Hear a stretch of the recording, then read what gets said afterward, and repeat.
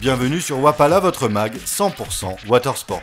Au sommaire cette semaine, clap de fin sur la réunion Wave Classic en windsurf avec des grosses conditions, un petit tour en Bretagne en stand-up paddle, mais retour tout de suite sur une session historique de surf tracté, c'était à Tahiti il y a quelques jours.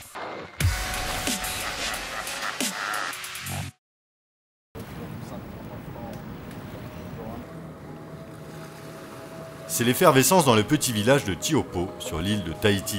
Le 28 août 2011, les vagues gigantesques annoncées depuis plusieurs jours sont bien au rendez-vous. Des monstres liquides de plus de 5 mètres déferlent sur le récif corallien au large de la plage. À l'eau, on retrouve les meilleurs surfeurs de la planète venus affronter les monstres à l'occasion de l'étape de Coupe du Monde de surf ASP. Mais ce jour-là, les organisateurs ont jugé les conditions trop dangereuses et ont préféré annuler la compétition. Même les autorités tahitiennes déclenchent l'alerte rouge, interdisant notamment aux embarcations de se mettre à l'eau sur l'île. Seuls les surfeurs les plus courageux ou inconscients se sont jetés à l'eau alors que les vagues faisaient trembler l'eau du lagon à chaque impact. Les chances de survie dans ces vagues sont à peu près de 1 sur 2, formées par les hauts fonds du récif corallien qui bloquent brutalement les longues houles du Pacifique. Cette vague ne laisse pas le droit à l'erreur.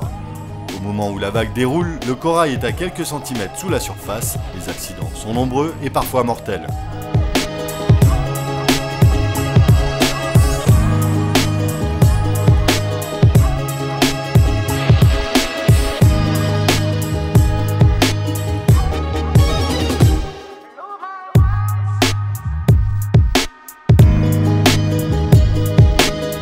Surfer et garder le contrôle dans ces vagues géantes, ultra puissantes et tubulaires, les surfeurs utilisent des footstraps sur leurs planches pour se caler les pieds.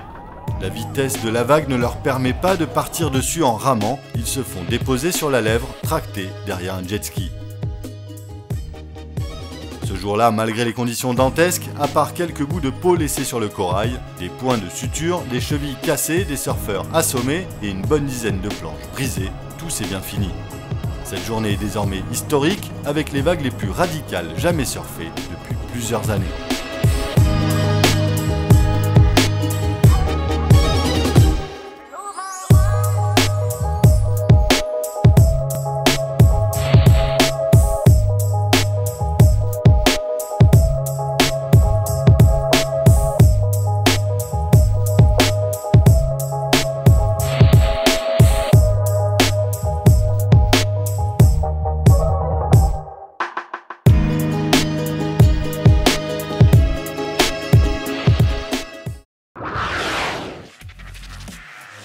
On reste dans le domaine des grosses vagues, direction La Réunion avec les images toutes fraîches de la Réunion Wave Classic.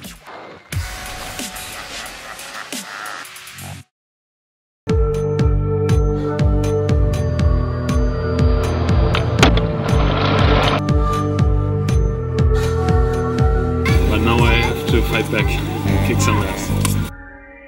Clap de fin sur l'événement de windsurf le plus attendu en cette fin d'été.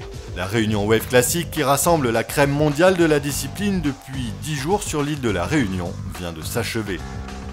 Décidément, depuis 3 ans, l'île offre des conditions de rêve pour la pratique du windsurf dans les grosses vagues. Plus de 4 mètres de houle ont balayé les côtes réunionnaises de Ravine Blanche à Étang Salé. En quelques chiffres, la compétition s'est clôturée avec pas moins de 10 mâts cassés, 10 voiles déchirées et quelques points de suture pour les planchistes.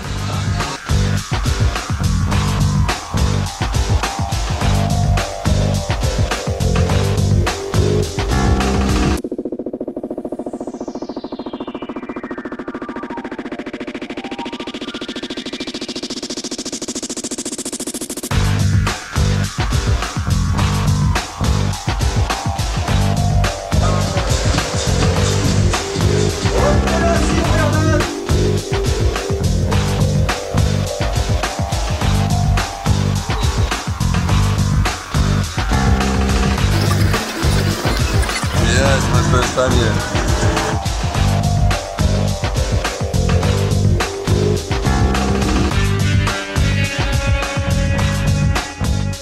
Côté résultat, cette 3e édition voit la victoire du team composé du local Steven Pichot, Colin Siferlin et Camille Juban. Trophée du meilleur local est décerné à Pierre Godet, excellent wave rider et organisateur de l'épreuve. Mais c'est Camille Juban, originaire des Antilles, qui remporte à lui tout seul le prix de la plus grosse figure et celui de la plus grosse chute. Ceci expliquant peut-être cela.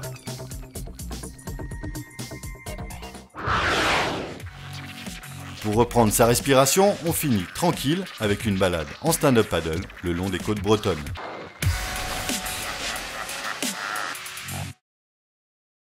À l'heure où sonne la rentrée des classes, les vacances sont déjà bien loin. Alors pour rappeler quelques bons souvenirs de plage et de bord de mer, Ronald Richoux, le coach windsurf et stand-up paddle, a décidé de vous emmener en balade.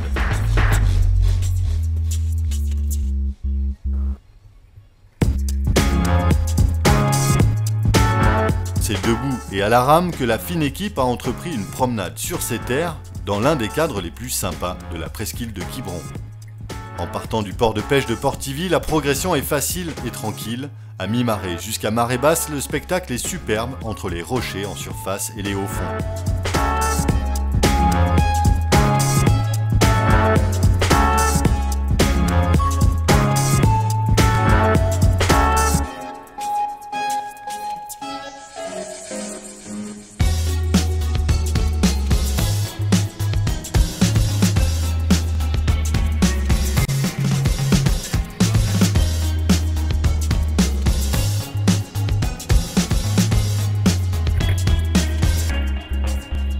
Le temps calme et l'absence de houle permet de passer la pointe pour remonter le long de la côte sauvage, un vrai paysage breton.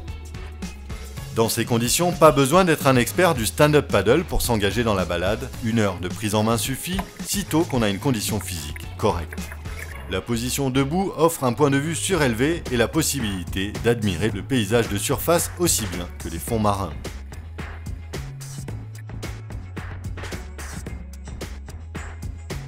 Le clou de la balade est sans doute la découverte d'une grotte profonde d'une trentaine de mètres et inaccessible depuis la côte.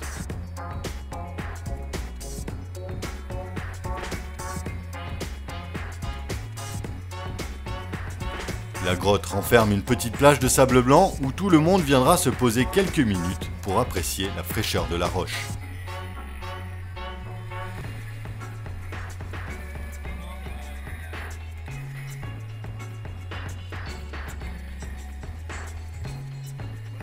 Mais toute la troupe doit déjà faire demi-tour, le vent est annoncé forcissant et il faut regagner la terre ferme.